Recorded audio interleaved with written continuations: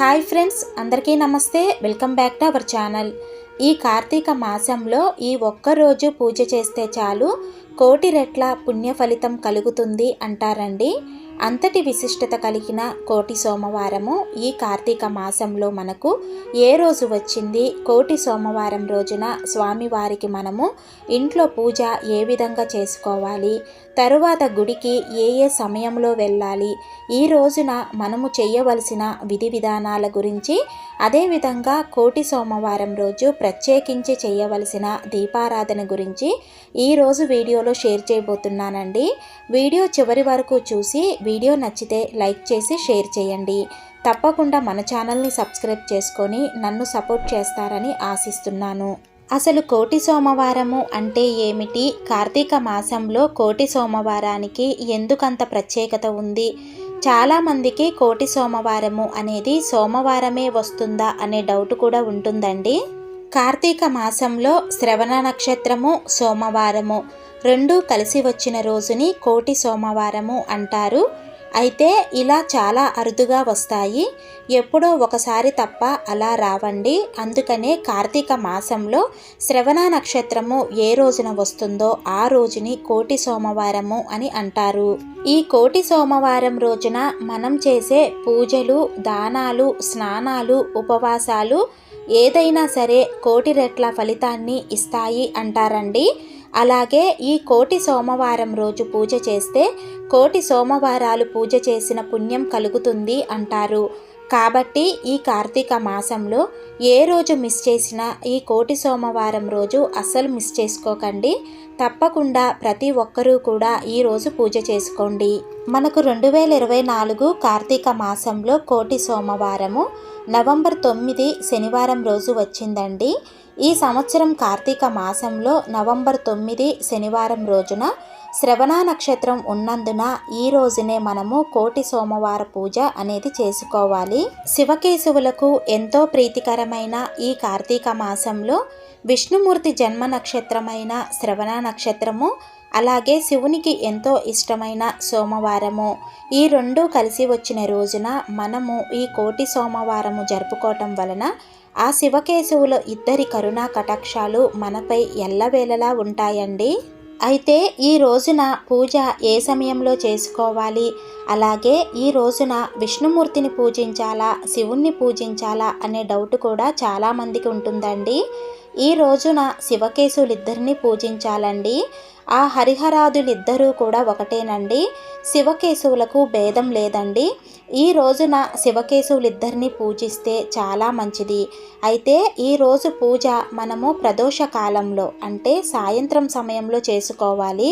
సాయంత్రం సమయంలో శివుణ్ణి, విష్ణుమూర్తిని ఇద్దరిని కూడా పూజించాలండి ఈ రోజున. ఎందుకంటే ఈ రోజున శ్రీ వెంకటేశ్వర స్వామి జన్మ నక్షత్రము అయిన శ్రవణ నక్షత్రము, అందులోనూ కార్తీక మాసము కాబట్టి ఈ రోజున శివకేశవులిద్దరికీ కూడా పూజ చేసుకోవాలి. మనము ఈ కార్తీక మాసంలో ప్రతిరోజు కూడా తెల్లవారుజామున నిద్రలేచి పూజ చేసుకుంటాం కదండి. అదేవిధంగా ఆ రోజు కూడా ఉదయము తెల్లవారుజామున నిద్రలేచి తులసి పూజ, దామోదర పూజ మరియు నిత్య పూజ చేసుకోవాలి. తరువాత శివాలయం వెళ్ళి శివునికి అభిషేకం చేసి ఉపవాసాన్ని ప్రారంభించాలి. కోటి సోమవారం రోజున ఉపవాసం ఉంటే కోటి సోమవారాలు ఉపవాసం ఉన్న పుణ్యఫలం దక్కుతుంది. పూజను కాస్త ప్రత్యేకంగా చేసుకోవాలి అనుకునేవారు విడిగా పీఠాన్ని ఏర్పాటు చేసుకోండి, లేదంటే పూజా మందిరంలో అయినా పూజ చేసుకోవచ్చండి. అలాగే ఇంట్లో శివలింగం ఉన్నవారు ఈ కార్తీక మాసం అంతా కూడా శివలింగానికి పూజ చేసుకోండి, చాలా మంచిది. అయితే ఇక్కడ ఒక విషయం అండి, ఈ రోజున విష్ణుమూర్తి జన్మ నక్షత్రము శ్రవణ నక్షత్రం కావున చాలామంది ఈ రోజున విష్ణుమూర్తిని లేదా శ్రీ వెంకటేశ్వర స్వామిని పూజిస్తారండి. కొంతమంది శివుణ్ణి పూజిస్తారు. మనము ఎవరిని పూజించినా ఆ ఇద్దరు ఒకటేనండి. ఈ రోజున మనము ఎవరికి పూజ చేసినా ఒకటే. మీకు ఈ రోజున ఎవరికి పూజ చేయాలి అనిపిస్తే వారికి పూజ చేసుకోవచ్చు, లేదంటే ఈ విధంగా ఇద్దరికీ కూడా పూజ చేసుకోవచ్చు. ఈ రోజు పూజలో నేను శివలింగాన్ని, అలాగే శివుని విగ్రహము, శ్రీ వెంకటేశ్వర స్వామి విగ్రహము కూడా పెట్టుకొని పూజ అనేది చేసుకుంటున్నానండి.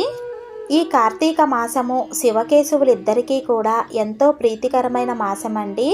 మనము ఈ కార్తీక మాసంలో శివయ్యకు ఎంత ప్రాధాన్యత ఇస్తామో ఆ విష్ణుమూర్తికి కూడా అంతే ప్రాధాన్యత ఇవ్వాలండి. చాలామంది ఈ కార్తీక మాసంలో ఎక్కువగా శివ పూజలు మాత్రమే చేస్తారు. కానీ శివకేశవులిద్దరినీ కూడా ఈ కార్తీక మాసంలో పూజించాలి. అలాగే కోటి సోమవారం రోజు చాలామంది శివ పూజ మాత్రమే చేస్తూ ఉంటారు. తప్పకుండా ఈ రోజున విష్ణు పూజ కూడా చెయ్యాలండి.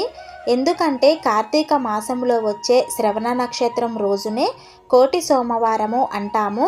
శ్రవణ నక్షత్రము విష్ణుమూర్తి జన్మ నక్షత్రము కాబట్టి, అలాగే కార్తీక మాసము శివునికి ప్రీతికరమైన మాసము కాబట్టి ఈ రెండు కలయికతో ఉన్న ఈ కోటి సోమవారం రోజున శివకేశవులిద్దరినీ కూడా పూజించుకోవాలి. అలాగే ఈ రోజున తప్పకుండా శివునికి ప్రీతికరమైన నారికేల దీపాన్ని, అలాగే విష్ణుమూర్తికి ప్రీతికరమైన పిండి దీపాలతో దీపారాధన అనేది చేసుకోవాలి. నారికేల దీపము అంటే కొబ్బరి దీపం అండి. ఈ దీపాన్ని వెలిగించేవారు కొబ్బరికాయను ముందుగానే ఇలా సగానికి పగలగొట్టుకోవాలి. మనము ఈ దీపాన్ని ఈ విధంగా 3 కళ్ళు ఉన్న భాగంలో వెలిగించాలి. ఈ 3 కళ్ళను కూడా శివుని 3 కళ్ళకు ప్రతీకగా చెబుతారండి. కాబట్టి ఈ 3 కళ్ళు ఉన్న భాగంలోనే దీపాన్ని వెలిగిస్తారు. ఈ విధంగా పగలగొట్టిన భాగాన్ని లోపల తడి ఏమీ లేకుండా ముందుగా శుభ్రంగా ఒక క్లాతుతో తుడుచుకోవాలండి. తరువాత గంధము కుంకుమతో ఈ విధంగా బొట్టు పెట్టుకోవాలి.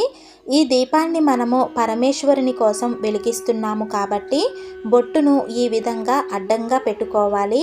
అలాగే ఈరోజు పూజలో పిండి దీపాలు చేసి పిండి దీపాలకు శ్రీ వెంకటేశ్వర స్వామి నామాలు పెట్టి దీపారాధన చేసుకోవాలి. పూజకు కావాల్సినవన్నీ ఈ విధంగా సిద్ధం చేసుకున్నాక ముందుగా గణపతి పూజ చేసుకోవాలండి. తరువాత శివకేశవులిద్దరికీ కూడా పూజ చేసుకోవాలి. ఈరోజు పూజలో శ్రీ వెంకటేశ్వర స్వామికి షోడశోపచార పూజ చేసుకుంటే చాలా మంచిదండి. షోడశోపచార పూజ చేయలేని వారు పంచోపచార పూజ అయినా చేసుకోవచ్చు. వెంకటేశ్వర స్వామికి తులసి దళాలంటే ఎంతో ప్రీతికరము కాబట్టి ఈరోజు పూజలో శ్రీ శ్రీనివాసుడిని తులసి దళాలతో అర్చించి తులసి మాలలు వేస్తే ఎంతో మంచిది. కాబట్టి ఈరోజు పూజలో తప్పకుండా తులసి దళాలు ఉండేలా చూసుకోండి. అదేవిధంగా పరమశివుణ్ణి ఈ రోజున తప్పకుండా మారేడు దళాలతో పూజించడానికి ప్రయత్నించండి. ఈరోజు పూజలో శ్రీ వెంకటేశ్వర స్వామికి అష్టోత్తరాలు, విష్ణు సహస్రనామాలు, గోవిందనామాలు చదువుకుంటే చాలా మంచిదండి. ఈ స్తోత్రాలు చదువుకునేటప్పుడు స్వామివారికి తులసి దళాలు సమర్పిస్తూ చదువుకోవాలి. అలాగే పరమేశ్వరునికి బిల్వదళాలతో పూలతో అర్చన చేస్తూ అష్టోత్తరము, లింగాష్టకము, బిల్వాష్టకము చదువుకోవాలి. ఈ రోజున ఉపవాసం ఉండగలిగిన వారు ఎవరైనా సరే ఖచ్చితంగా ఉపవాసం ఉండండి. ఎందుకంటే ఈ రోజున మనము చేసే ఉపవాసము 1,000,000 సార్లు ఉపవాసం చేసిన ఫలితాన్నైతే ఇస్తుందండి. ఉపవాసము అంటే దగ్గరగా నివసించటము, ఉప అంటే దగ్గరగా, వాసము అంటే నివసించటము అని అర్థమండి. పర్వదినాలలో ఇటువంటి ప్రత్యేకమైన రోజులలో ఉపవాసము ఉండటము అంటే భగవంతునికి దగ్గరగా నివసించటము అని అర్థము. ఉపవాసము ఉండాలి అనుకున్న రోజు దేవునిపై మనస్సును పూర్తిగా లగ్నం చెయ్యాలి. ఆహారము తీసుకోకుండా లేదా పూర్తిగా తినకుండా ఉండలేని వారు స్వల్పమైన ఆహారాన్ని తీసుకొని భగవంతుని నామాన్ని స్మరణం చేస్తూ గడపాలి. ఇంద్రియ నిగ్రహం కలిగి ఉండటము, స్వల్పంగా ఆహారాన్ని తీసుకోవటము ఈ రెండూ కూడా ఉపవాస దీక్షకు చాలా అవసరము. ఈ విధంగా కోటి సోమవారం రోజున పగలంతా ఉపవాసం ఉండి సాయంత్రం సమయంలో శివకేశవులకు పూజ చేసుకొని నక్షత్ర దర్శనం చేసుకున్న తరువాత ఉపవాస విరమణ అనేది చెయ్యాలండి. అదేవిధంగా ఈ రోజున మీ శక్తి కొలది ఎంతో కొంత దానం చేయటానికైతే ప్రయత్నించండి. ఎందుకంటే ఈ రోజున మనము చేసే ఉపవాసాలు కానీ, పూజలు కానీ, స్తోత్ర పారాయణాలు కానీ, స్నానాలు, జపాలు, దానాలు ఇవన్నీ కూడా మనము 1,000,000 సార్లు చేసినంత 1,000,000 రెట్ల పుణ్య ఫలితాన్నైతే కలిగిస్తాయి. అదేవిధంగా ఈ రోజున మూగజీవులకు ఆహారం పెట్టడానికి కూడా ప్రయత్నించండి. ఈ రోజంతా కూడా శివనామస్మరణ విష్ణునామస్మరణ చేస్తూ గడపాలండి. అలాగే ఈ రోజున శివాలయము విష్ణువాలయాలకు వెళ్ళి పిండి దీపాలు వెలిగిస్తే కూడా చాలా మంచిది. అష్టోత్తరాలతో పూజ చేసుకున్న తరువాత ఇప్పుడు నారికేల దీపాన్ని పిండి దీపాలను వెలిగిస్తున్నానండి. పిండి దీపాలను ముందుగానే వెలిగిస్తే పూజ పూర్తయ్యేలోపు గణనం అయిపోతాయి కాబట్టి అష్టోత్తరాలు చదువుకున్న తరువాత దీపాలు వెలిగిస్తున్నాను. ఇక్కడ నేను ఒక నారికేల దీపాన్ని అలాగే ఒక పిండి దీపాన్ని పరమశివుని కోసము, ఒక పిండి దీపాన్ని శ్రీ వెంకటేశ్వర స్వామి కోసము వెలిగిస్తున్నానండి. తరువాత శివకేశవులిద్దరికీ కూడా ధూపం వేసి దీపం చూపించాలి. తరువాత మన శక్తి కొలది నైవేద్యాన్ని సమర్పించాలి. ఇక్కడ నేను నైవేద్యంగా వడపప్పు, బెల్లము, కొబ్బరి నీళ్లు, పండ్లు సమర్పించానండి. నైవేద్యం సమర్పించిన తరువాత కర్పూర నీరాజనం సమర్పించాలి. ఈరోజు మనము ఒక్కసారి చేసిన స్తోత్రపారాయణము కోటి సార్లు చేసిన ఫలితాన్ని ఇస్తుంది. అలాగే ఒక్కసారి చేసిన పూజ కోటి సార్లు పూజ చేసిన ఫలితాన్ని ఇస్తుంది. అలాగే ఈరోజు ఉపవాసం చేస్తే కోటి సార్లు ఉపవాసం చేసిన ఉపవాస ఫలితాన్ని ఇస్తుంది. కాబట్టి ఈ రోజున ఇవన్నీ కూడా చేయటానికి ప్రయత్నించండి. ఆరోగ్యం సహకరించదు, ఉపవాసం ఉండలేము అనుకున్నవారు ఉదయం నుండి పాలు, పండ్లు అలాగే ఏదైనా అల్పాహారం తీసుకొని సాయంత్రము పూజ అయ్యాక భోజనం చేయొచ్చండి. అంటే ఒక్క పూట భోజనం అన్నమాట. అలాగే ఈరోజు చేసే అన్నదానానికి కూడా కోటి రెట్ల ఫలితం ఉంటుందండి. మీకు అవకాశం ఉంటే ఒక్కరికైనా అన్నదానం చేయటానికి ప్రయత్నించండి. మీరందరూ కూడా కోటి సోమవార పూజ మీ శక్తి కొలది భక్తి శ్రద్ధలతో పూజ చేసుకొని ఆ శివకేశవుల అనుగ్రహాన్ని పొందాలని మనస్ఫూర్తిగా కోరుకుంటున్నాను. సో చూశారు కదండి కోటి సోమవారానికి ఉన్న ప్రత్యేకత.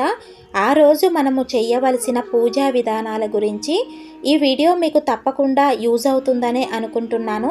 వీడియోలో మీకు ఏమన్నా డౌట్స్ ఉంటే కామెంట్ సెక్షన్ ద్వారా నాకు తెలియచేయండి. వీడియో నచ్చితే వీడియోని తప్పకుండా లైక్ చేసి షేర్ చేయండి. ఇలాంటి మరిన్ని ఆధ్యాత్మిక వీడియోస్ కోసం మన ఛానల్ని తప్పకుండా సబ్స్క్రైబ్ చేసుకోండి. శ్రీమాత్రే నమః.